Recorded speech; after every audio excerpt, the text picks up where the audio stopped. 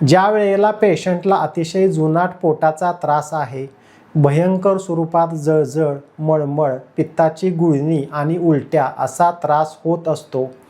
पेशंटला सतत पोटदुखीचा त्रास आहे, पोटाच्या तपासण्यामध्ये जठराच्या पिशवीला सूज सांगितलेली आहे किंवा आतड्याच्या नळीला अल्सर झालेला आहे आणि सर्व पोटाचा त्रास होण्यासाठी मद्यपान हेच मुख्य कारण आहे असे ज्या वेळेला स्पष्ट होते, त्यावेळेला मद्यपान पूर्ण बंद करणे हेच योग्य असे आपण स्पष्टपणे म्हणू शकतो.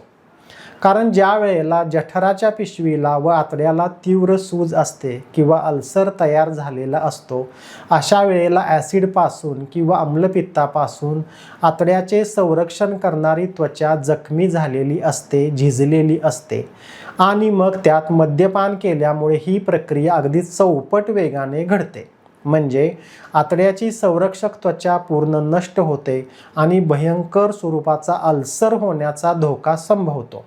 त्यामुळे ज्यावेळी पोटाचा तीव्रतेचा त्रास असतो, त्यावेळी दारू पिणे पूर्ण बंद करणे कधीही योग्य निर्णय ठरतो.